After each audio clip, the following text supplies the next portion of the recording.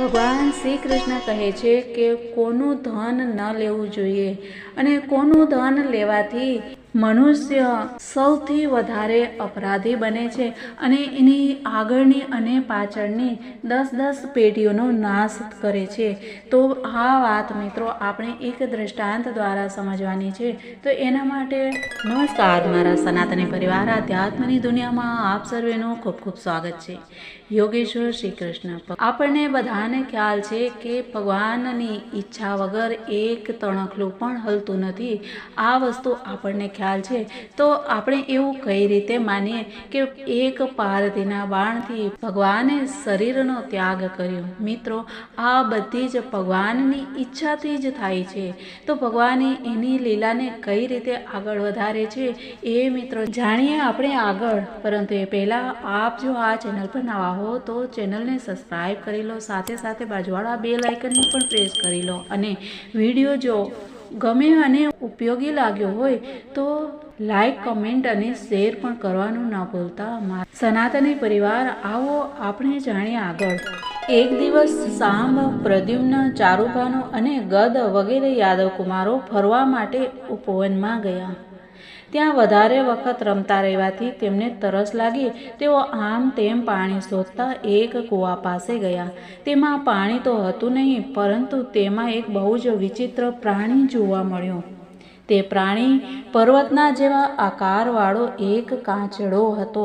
તેને જોઈ અને તેઓ આશ્ચર્યચકિત થઈ ગયા। તેમના હૃદયમાં કરુણા પેદા થઈ અને તેને બહાર કાઢવાનો પ્રયત્ન કરવા લાગ્યા। પરંતુ જ્યારે રાજકુમારો કૂવામાં પડેલા તે કાચડાને ચામડા અને સૂતરના દોરડા વડે પણ બહાર કાઢી ન શક્યા, ત્યારે કુતૂહલવશ તેમણે આ આશ્ચર્યજનક વાત ભગવાન શ્રી કૃષ્ણની પાસે જઈ અને કહી।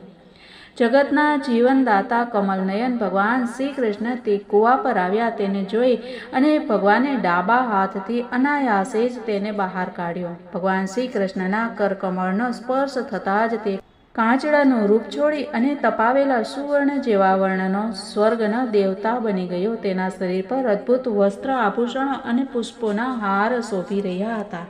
જોકે ભગવાન શ્રી કૃષ્ણ જાણતા જ હતા કે આ દિવ્ય પુરુષને કાચડાની યોનિ કેમ મળી હતી, તેમ છતાં તે કારણની સર્વસાધારણ લોકોને જાણ થાય તેથી તેમણે તે દિવ્ય પુરુષને પૂછ્યું કે મહાભાગ્યશાળી, તમે તો બહુ જ સુંદર છો, તમે કોણ છો? હું તો એવું સમજુ છું કે તમે અવશ્ય કોઈ શ્રેષ્ઠ દેવતા છો। હે મંગલમૂર્તિ, કયા કર્મના ફળ સ્વરૂપ તમારે આ યોનિમાં આવવું પડ્યું હતું?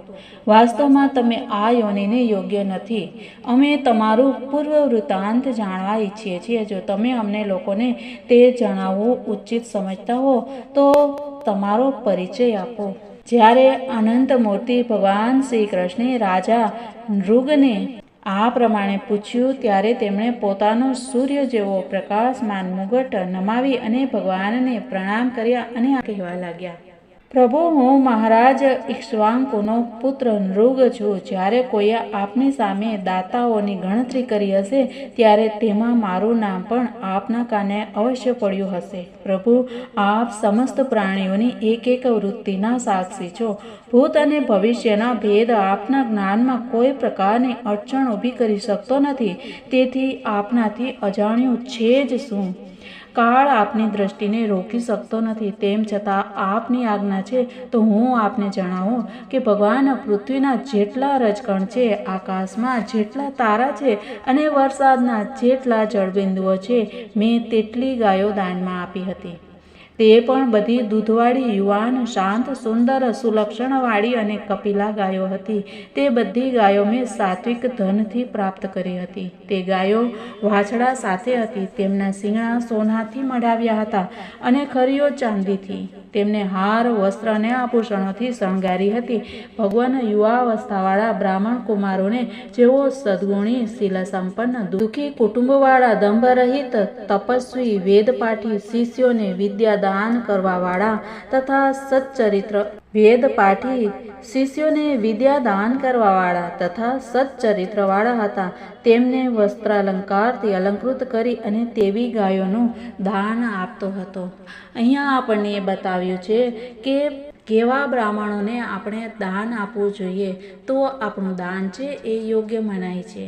કેમ કે લોભી, લંપટ અને અસત્ય ભાષણવાળા બ્રાહ્મણોને આપણે દાન આપીએ તો તેનું પુણ્ય કશું જ મળતું નથી, બલ્કિ પાપ વધી જાય છે, કારણ કે એ ધન કયા માર્ગે જાય છે એ ખ્યાલ હોતો નથી. એના માટે હંમેશા સુપાત્ર બ્રાહ્મણને જ દાન આપવાનું કહ્યું છે. તે આગળ કહે છે કે મેં ઘણી બધી ગાયો, પૃથ્વી, સુવર્ણ, આવાસ, ઘોડા, હાથી, દાસીઓ સહિત કન્યાઓ, તલના પર્વત, ચાંદી, સૈયા, વસ્ત્રો, રત્નો, ઘરનું રાજ રચેલું અને રથ વગેરેનું દાન કર્યું હતું. અનેક યજ્ઞો કર્યા અને ઘણા કુવા, વાવ વગેરે બંધાવ્યા. એક દિવસ કોઈ અપ્રતિગ્રહી દાન ન લેવાવાળા તપસ્વી બ્રાહ્મણની એક ગાય છૂટી પડી અને મારી ગાયમાં આવી ગઈ. મને એ વાતની જાણ ન હતી, તેથી મેં અજાણતા તે ગાય કોઈ બીજા બ્રાહ્મણને દાનમાં આપી દીધી. જ્યારે તે ગાયને બ્રાહ્મણ લઈ જતા હતા ત્યારે તે ગાયના મૂળ માલિકે કહ્યું કે આ ગાય તો મારી છે. દાન લઈ જનાર બ્રાહ્મણે કહ્યું કે આ તો મારી છે, કેમ કે રાજા નૃગે મને આ દાનમાં આપી છે. તે બંને બ્રાહ્મણો પરસ્પર લડતા લડતા પોતાની વાત સાચી ઠેરવવા માટે મારી પાસે આવ્યા. એક બ્રાહ્મણે કહ્યું કે આ ગાય હમણાં જ આપે મને આપી છે, અને બીજાએ કહ્યું કે જો એવી વાત છે તો તમે મારી ગાય ચોરી લીધી છે. ભગવાન, તે બંને બ્રાહ્મણોની વાત સાંભળી અને મારું ચિત્ત ભ્રમિત થઈ ગયું. મેં ધર્મ સંકટમાં પડી અને તે બંનેને ખૂબ જ વિનમ્રતાથી પ્રાર્થના કરી અને કહ્યું કે હું આના બદલામાં 1 લાખ શ્રેષ્ઠ ગાયો આપીશ. તમે લોકો મને આ ગાય આપી દો. હું આપ લોકોનો સેવક છું. મારાથી અજાણતા આ અપરાધ થઈ ગયો છે. મારા પર તમે લોકો કૃપા કરો અને મને આ મોટા કષ્ટમાંથી અને ઘોર નરકમાં પડતા બચાવી લો. મારે આના બદલામાં કંઈ ન જોઈએ. આવું કહી અને ગાયનો માલિક ચાલ્યો ગયો. અને તમે આ ગાયના બદલામાં 1 લાખ ઉપરાંત 10,000 વધારાની ગાયો આપો તો પણ હું તે લેવાનો નથી. આ પ્રમાણે કહી અને બીજો બ્રાહ્મણ પણ ચાલ્યો ગયો. દેવાધિદેવ જગદીશ્વર, ત્યાર પછી મારું આયુષ્ય પૂરું થતાં યમરાજના દૂતો આવ્યા અને મને યમપુરીમાં લઈ ગયા. ત્યાં યમરાજાએ મને પૂછ્યું કે રાજન, તમે પહેલાં તમારા પાપનું ફળ ભોગવવા ઈચ્છો છો કે પુણ્યનું? તમારા દાન અને ધર્મના ફળ સ્વરૂપ તમને એવો દિવ્ય લોક પ્રાપ્ત થશે જેની કોઈ સીમા નથી. ભગવાન, ત્યારે મેં યમરાજાને કહ્યું કે દેવ, પહેલાં હું મારા પાપનું ફળ ભોગવવા ઈચ્છું છું. અને તે જ ક્ષણે યમરાજાએ કહ્યું કે જાઓ, તમે અધમ યોનિમાં પડો. તેમના આ પ્રમાણે કહેતા જ ત્યાંથી પતન પામતા જ મેં પોતાના શરીરને કાચડો થતા જોયો.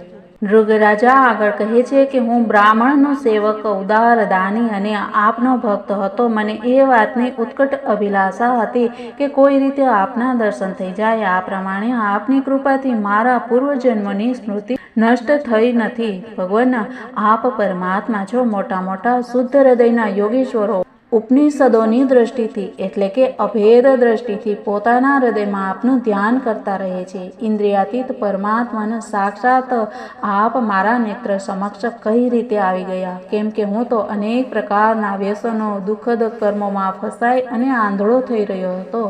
આપના દર્શન તો ત્યારે થાય છે કે જ્યારે સંસાર ચક્રમાંથી છૂટવાનો સમય આવે છે.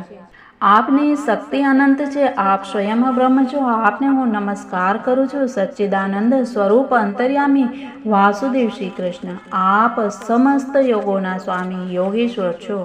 હું આપને વારંવાર નમસ્કાર કરું છું. રાજા નૃગે આ પ્રમાણે કહી અને ભગવાનની પ્રદક્ષિણા કરી અને પોતાના મુકુટને તેમના ચરણોનો સ્પર્શ કરી અને પ્રણામ કર્યા. પછી તેમની આજ્ઞા લઈ અને બધાની સામે તેઓ શ્રેષ્ઠ વિમાનમાં બેસી ગયા. રાજા નૃગના ગયા પછી બ્રાહ્મણોને માન આપનારા ધર્માત્મા દેવકી પુત્ર ભગવાન શ્રી કૃષ્ણ ક્ષત્રિયોને ઉપદેશ આપવા માટે ત્યાં ઉપસ્થિત પોતાના પુત્રાદિ પરિવારને કહેવા લાગ્યા કે જે લોકો અગ્નિ જેવા તેજસ્વી છે તે પણ બ્રાહ્મણોનું થોડુંક ધન હડપ કરીને પચાવી શકતા નથી. પછી જે અભિમાનથી વ્યર્થ પોતાને સમર્થ માનતા હોય તેવા રાજાઓને તો ક્યાંથી પચે? હું હળાહળ ઝેરને ઝેર નથી માનતો, કેમ કે તેનો ઉપાય થઈ શકે છે. ખરેખર તો બ્રાહ્મણોનું ધન એ જ પરમ વિષ છે.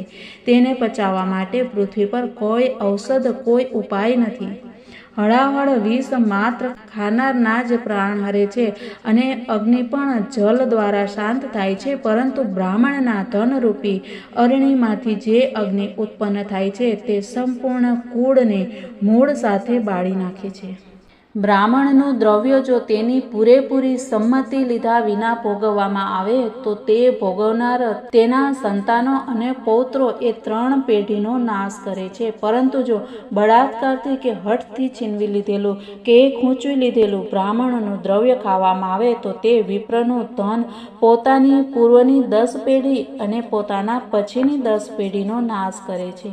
જે મૂર્ખ રાજાઓ પોતાની સત્તાના અભિમાનમાં અંધ બની અને બ્રાહ્મણોનું ધન હડપ કરવા ચાહે છે, તેમણે સમજવું જોઈએ કે તેઓ જાણી જોઈને નરકમાં જવાનો રસ્તો બનાવી રહ્યા છે. તેમને ખબર નથી કે તેમને અધઃપતનના કેવા ઊંડા ખાડામાં પડવું પડશે.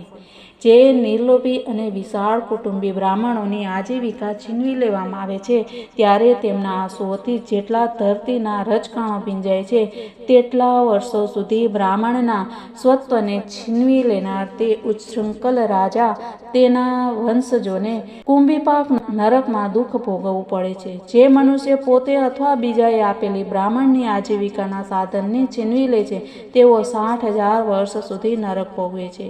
તેથી હું તો એવું ઈચ્છું છું કે બ્રાહ્મણોનું દ્રવ્ય ભૂલથી પણ મારા ખજાનામાં ન આવે, કેમ કે જે લોકો બ્રાહ્મણના દ્રવ્યની ઈચ્છા પણ કરે છે, તેને છીનવી લેવાની વાત તો અલગ છે, તે આ જન્મમાં અલ્પ આયુ, શત્રુઓથી પરાજિત અને રાજભ્રષ્ટ થઈ જાય છે અને મૃત્યુ પછી પણ બીજાને કષ્ટ આપનાર સર્પ બને છે. તેથી મારા આત્મીયજનો, જો બ્રાહ્મણના અપરાધ કરે તો પણ તેનો દ્વેષ ન કરો. તે મારે અપશબ્દ કહે અથવા શાપ આપે તો પણ તેને નમસ્કાર કરો. જે પ્રમાણે હું બહુ જ સાવધાનીથી 3 સમય બ્રાહ્મણોને પ્રણામ કરું છું, તેમ તમે પણ કરો.